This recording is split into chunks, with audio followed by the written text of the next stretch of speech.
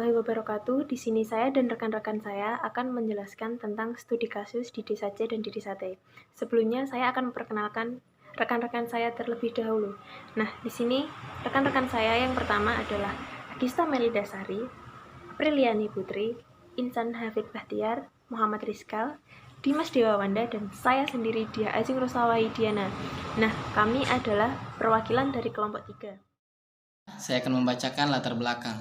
Desa C, di desa ini terkenal sebagai desa yang sangat subur. Desa ini memiliki masalah pertanian, akibat pola pertanian yang salah, maka desa tersebut kini tandus. Berdasarkan informasi yang beredar, ada seorang petugas dari Dinas Pertanian yang dikirim untuk memperbaiki keadaan. Setelah meninjau desa C, petugas mengambil keputusan untuk mengambil tindakan darurat, yaitu membuat tracering dan penghijauan kembali. Segera dibuat rencana mendatangkan alat-alat modern dan meminta bantuan pangan untuk upah para pekerja dalam program itu. Setahun kemudian, petugas mampir ke desa C tadi untuk melihat proyek tracering. Ternyata teras yang dibuat dahulu sudah 75% rusak. Tidak ada tanda-tanda bahwa masyarakat ikut memelihara. Kasus lain di desa T, di mana desa ini dilewati sebuah sungai yang kadang-kadang banjir bila hujan. Petugas pengairan yang baru saja dipindah ke desa itu mulai mengadakan pendekatan kepada masyarakat lewat berbagai pertemuan. Segala informasi dan usulan bermunculan untuk menghindari banjir. Akhirnya disepakati membangun dan ide tersebut dibicarakan dengan kepala desa dan berbagai tokoh masyarakat. Dalam waktu 3 bulan dan selesai dan segera memberi manfaat kepada masyarakat bila hujan turun. Tidak lagi banjir sehingga petani dapat terus panen. 2 tahun kemudian dan masih nampak bagus sebab masyarakat menjaga dan mengurusnya. Bila ada kerusakan diperbaiki bersama. Baik, Assalamualaikum warahmatullahi wabarakatuh. Di sini saya akan menjelaskan tentang perumusan masalah. Yang pertama adalah apakah ada perbedaan pendekatan dalam penanganan masalah oleh petugas di kedua desa tersebut. Untuk menjelaskan perbedaan dan persamaan dari pendekatan pada kasus desa C dan T, mereka memiliki persamaan dari kasus tersebut, ialah mereka sama-sama petugas sama-sama didatangkan untuk memecahkan suatu masalah pada desa tersebut dengan menggunakan strategi yang berbeda-beda. Pada desa C, petugas melakukan strategi dengan pembelajaran yang praktis dan berpusat pada masalah. Pada desa C tersebut mengalami sedikit kesalahan dengan tidak mengikutsertakan masyarakat, sehingga masyarakat pada desa C tidak memiliki jiwa kewajiban untuk menjaga dan mereka meremehkan karena segala bantuan sudah ditanggung, dan di desa C tidak begitu memperhatikan dan mempedulikan pola pertanian dengan sistem terasering tersebut. Sedangkan pada desa T, petugas melakukan pendekatan melalui masyarakat dengan cara pertemuan dan keputusan dibicarakan dengan bersama, dan penyusunan rencana dilakukan dengan masyarakat.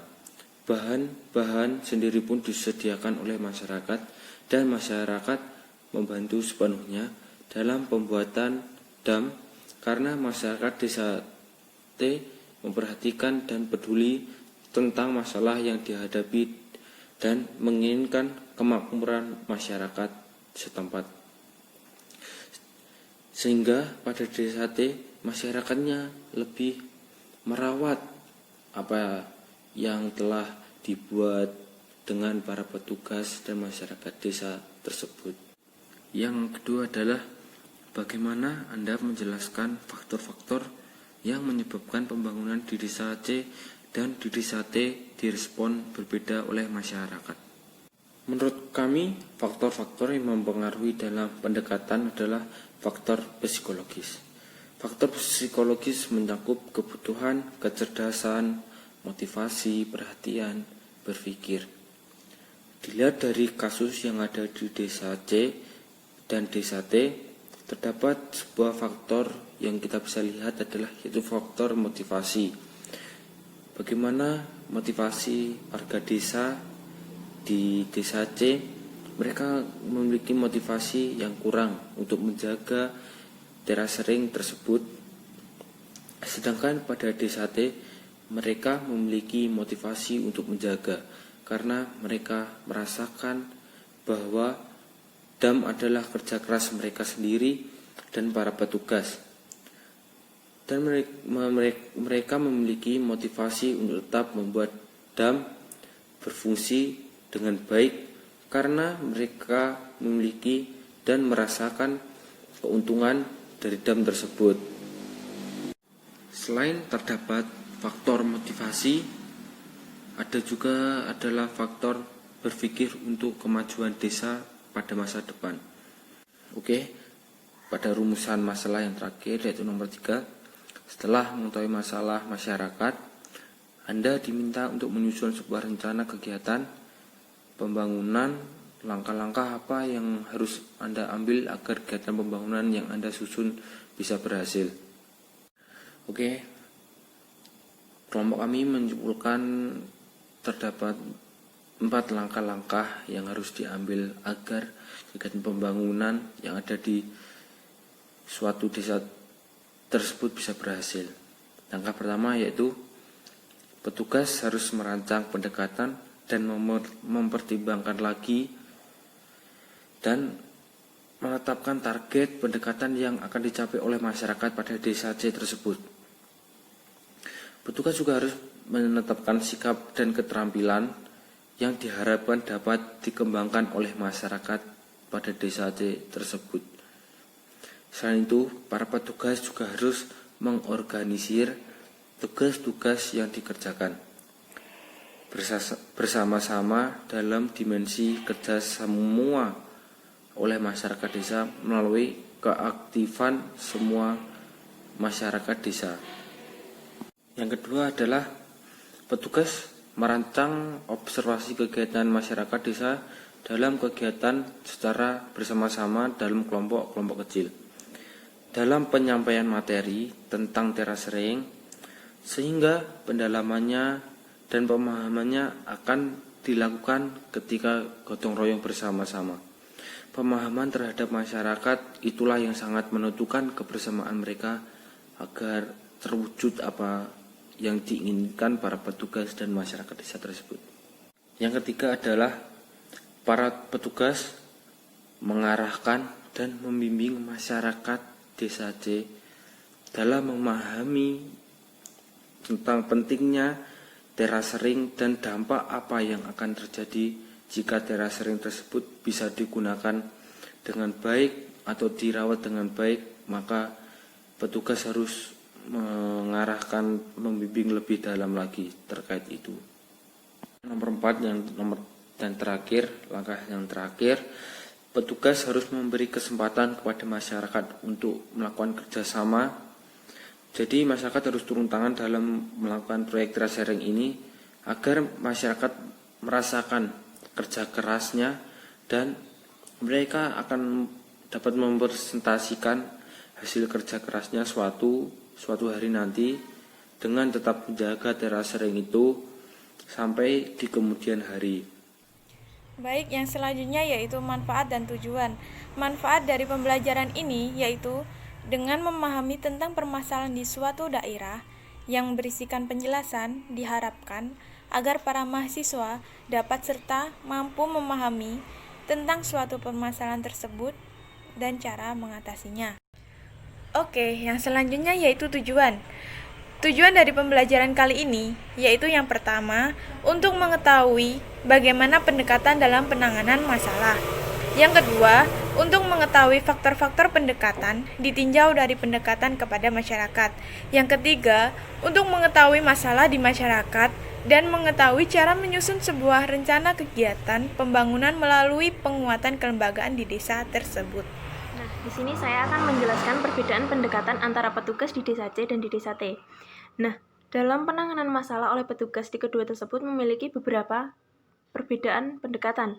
Nah, di desa C sendiri, petugas menggunakan proses penataan pengalaman kembali. Strategi ini diperuntukkan bagi peserta pelatihan yang sudah memiliki pengetahuan dan keterampilan tentang apa yang akan dilatihkan. Untuk itu, peran fasilitator di sini membantu peserta untuk membuat generalisasi dengan memancing pengalaman yang sudah dimiliki dan memberi umpan balik. Nah, untuk yang kedua ini adalah proses perluasan pengalaman. Strategi ini diperuntukkan bagi peserta pelatihan yang belum memiliki pengetahuan atau keterampilan tentang apa yang akan dilatihkan. Peran fasilitator adalah memberikan data dan konsep yang baru, sedangkan peran peserta pelatihan adalah memperoleh data dan konsep baru dan mempraktikkannya. Jadi menurut saya, dari kedua pendekatan yang saya jelaskan ini, terdapat perbedaan kan? Nah, disinilah yang dilakukan petugas di desa C dan di desa T. Terima kasih. Assalamualaikum warahmatullahi wabarakatuh. Saya dari kelompok 3 akan menjelaskan faktor-faktor yang menyebabkan perkembangan di desa C dan desa T direspon berbeda oleh masyarakat. Yang pertama adalah faktor-faktor tentang psikologis. Dari psikologisnya kita tahu pasti mencangkup tentang kebutuhan, kecerdasan, motivasi, perhatian berpikir. Kita tahu yang ada di desa C dan desa T adalah faktor yang berbeda, yaitu motivasi dari masyarakatnya untuk menjaga barang yang telah dibangun oleh pemerintah karena tingkat kepeduliannya itu berbeda. Jadi di desa C itu tidak bisa menjaga karena mereka belum mengetahui bagaimana efisiensinya kalau digunakan dengan benar di desanya. Jadi kalau desa T mengetahui ternyata teknologi yang diberikan oleh penyuluh, bantuan yang diberikan oleh pemerintah itu akan sangat berguna. Maka dari itu dari desa T itu pasti akan dijaga karena mereka tahu seberapa bergunanya teknologi tersebut. Dari teori institusionalnya, core idea adalah terbentuknya organisasi oleh karena tekanan lingkungan institusional yang menyebabkan terjadinya institusionalisasi. Ide atau gagasan pada lingkungan institusional membentuk bahasa dan simbol yang menjelaskan keberadaan organisasi yang diterima. Jadi norma-norma yang ada di organisasi seperti itu. Dalam organisasi seharusnya itu jika ada masyarakat yang tidak mengerti jalannya teknologi itu akan dibenahi. Nah, jadi kalau di dalam organisasi ada masyarakat salah satu, yang masyarakat lainnya ikut mengingatkan. Jadi meskipun hanya yang bijak satu, tapi jikalau yang bijak itu bisa merangkul semua masyarakatnya, semua rekan-rekan organisasinya, itu pasti akan berbeda lagi ceritanya. Di dalam desa T itu sudah seperti kesuksesan karena di dalam organisasi tersebut, di dalam kelompok tani itu akan efisiensi karena semuanya hampir bisa untuk merawat teknologi yang ada di desa tersebut karena efisiensinya sangat diperlukan untuk pertanian di zaman sekarang. Untuk langkah-langkah apa yang sebaiknya diambil petugas di desa C sehingga proyek terasering berhasil? Yang pertama, petugas merancang pendekatan dan mempertimbangkan dan menetapkan target pendekatan yang akan dicapai oleh masyarakat desa C. Yang kedua, petugas merancang observasi kegiatan masyarakat desa dalam kegiatan secara bersama-sama dalam kelompok-kelompok kecil. Yang ketiga, petugas mengarahkan dan membimbing masyarakat desa C dalam pemahaman maupun mengenai pentingnya dampak baik dari proyek terasering yang berlangsung. Tani.